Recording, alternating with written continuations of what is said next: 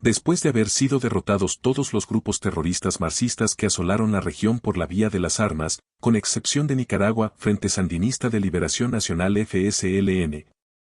y el apoyo de Jimmy Castro Carter, como lo llamábamos quienes luchamos contra los marxistas. Latinoamérica conoció una ola de gobiernos de izquierda a partir de finales de los años 90, cuando Hugo Chávez comenzó a gobernar en Venezuela en 1999. En 2003, Lula da Silva alcanzó el poder en Brasil y Néstor Kirchner lo hizo en Argentina. Michelle Bachelet ganó las elecciones presidenciales en Chile en 2006, al igual que Evo Morales en Bolivia. Un año después resultaron victoriosos Rafael Correa en Ecuador y Daniel Ortega en Nicaragua, mientras José Mujica accedió a la presidencia de Uruguay en 2010. Esos gobiernos se beneficiaron de la década de oro del precio de las materias primas, 2003 a 2013, y del boom económico. Hubo triunfos izquierdistas en otros lugares, como de Andrés Manuel López Obrador en el 2019 en México y Xiomara Castro en Honduras 2021 y Pedro Castillo en Perú.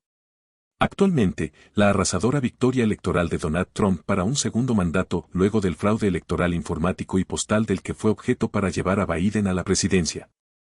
ha sido determinante para definir su relación con los gobiernos presididos por izquierdistas y su apoyo ha sido estratégico para la victoria electoral de los candidatos de derecha conservadora como Javier Milei en la República Argentina, José Antonio Kast en Chile y Nasri Asfura en Honduras. Como está documentado ampliamente, el plan del Foro de Sao Paulo y el Grupo de Puebla, reforzado por la izquierda española, expone su clara intención del copamiento o manipulación de las cúpulas de las Fuerzas Armadas y Fuerzas de Seguridad del Estado para ideologizar a sus oficiales y especialistas, suboficiales y tropas, en función del enquistamiento socialista en el poder rompiendo con la democracia y la república. Dicho plan orientado hacia las fuerzas de seguridad apunta hacia el desmantelamiento progresivo de sus liderazgos nacionalistas, la falta de equipamiento bélico y la autoridad y control territorial para ejercer la tarea en pos de garantizar los derechos humanos de los delincuentes. Impunidad en los hechos delictivos, cuando los jueces de garantías afianzan la impunidad. Utilización para delinquir de menores de edad inimputables, pandillas MS y Barrio 18. La sección Eventos de la revista del Foro de Sao Paulo, América Libre, contiene una transcripción de intervenciones realizadas en mesas de trabajo, donde se discutió el rol de las Fuerzas Armadas. Allí queda claramente plasmada la perversa intención y concepción que tienen los integrantes del FSP sobre las FFA latinoamericanas. Según sus dirigentes se requiere de un nuevo modelo para las Fuerzas Armadas a fin de amoldarlas a los objetivos del socialismo. El documento es explícito en cuanto a la necesidad de controlar las instituciones armadas para asegurar el poder de la izquierda en la región, al afirmar: el tema militar tiene que estar en la estrategia de los revolucionarios para romper con la dominación. Este es uno de los factores de poder fundamentales con el cual tiene que lidiar un proceso revolucionario, ya que para una revolución su principal problema es alcanzar el poder, y este es uno de los baluartes del poder. De este subrepticio plan se desprende que las Fuerzas Armadas latinoamericanas deben ser destruidas o transformadas en otro tipo de instituciones para que funjan como brazo armado de la revolución, con el único objetivo de asegurar la permanencia en el poder de los abanderados del socialismo. Pero aparte hay una estrategia perversa aún más peligrosa. Además de ser una corriente política, el Foro de Sao Paulo es una mafia criminal que sirve de vaso comunicante para los llamados imperios transversales, como lo son el narcotráfico, el terrorismo y el tráfico de armas. La extracción de armas de los almacenes de guerra de varios cuarteles guatemaltecos a lo largo del 2025 es una clara evidencia del cumplimiento del plan, pretendiendo el actual ministro de la Defensa Henry Sáenz y Arévalo que quede en el olvido. Se les denomina imperios, por el enorme poder que ostentan y por las multimillonarias cantidades de dinero que manejan, y se les llama transversales, porque no pertenecen específicamente a un territorio, sino que se comunican, desplazan y movilizan a lo largo y ancho del globo, prácticamente sin ninguna limitación. O sea, son estructuras criminales transnacionales. Es el peligro que enfrenta nuestra Guatemala y la región en su conjunto si el presidente Donald Trump y su secretario de Estado Mike Rubio, además de la dirigencia del Senado y el Congreso, no terminan de entender la importancia geopolítica de Guatemala para la seguridad continental de los Estados Unidos. Y caen en el juego de los funcionarios estadounidenses y guatemaltecos como el izquierdista exministro de Gobernación Francisco Rivas Lara, que desde la Embajada de los IU protegen deliberadamente a Bernardo Arévalo y a los delincuentes incrustados en la cúpula de los organismos de seguridad y defensa. Arévalo, mediante un grupo de funcionarios anteriormente militantes del Partido Comunista de Guatemala,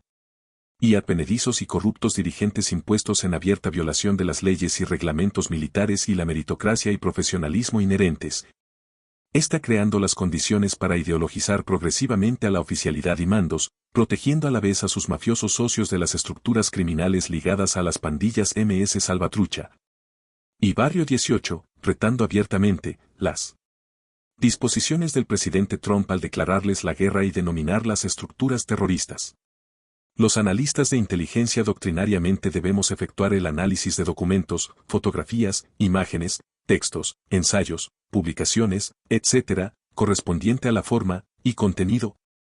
Análisis de fondo, y como docentes instruir al alumno de tal manera que comprenda que una imagen expresa más que 1000 palabras.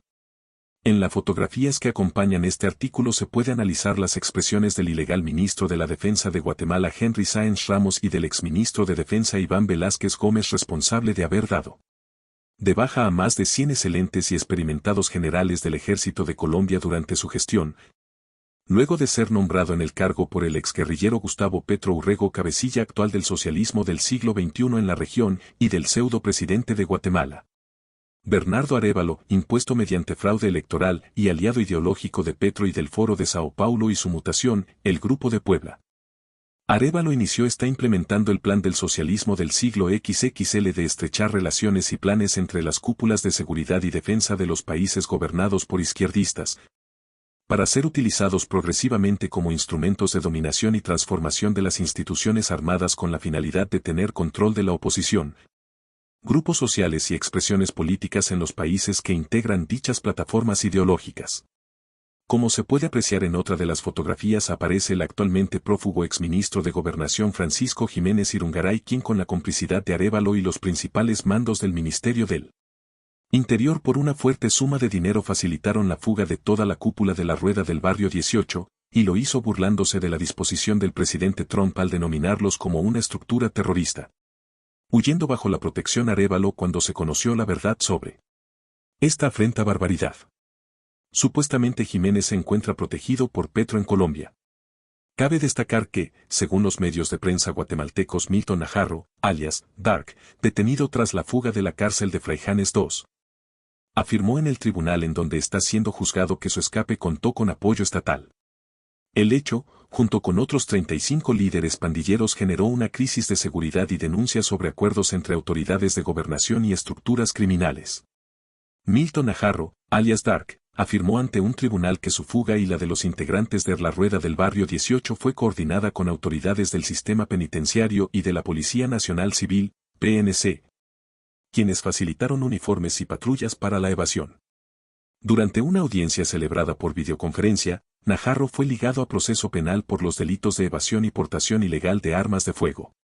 En su declaración aseguró que los reos salieron del penal vestidos de policías y en vehículos oficiales, tras un supuesto pacto con altos mandos del Estado a cambio de tranquilidad en el país. El detenido señaló al entonces director del sistema penitenciario, Ludin Astolfo Godínez, actualmente prófugo al igual que la ex viceministra de Gobernación Claudia Palencia y Francisco Jiménez, y al director de la PNC, David Boteo, como responsables de la coordinación de la fuga. La evasión fue reportada por las autoridades el 12 de octubre. Najarro permanecerá recluido en la cárcel de Matamoros y su audiencia de etapa intermedia fue programada para el 7 de mayo.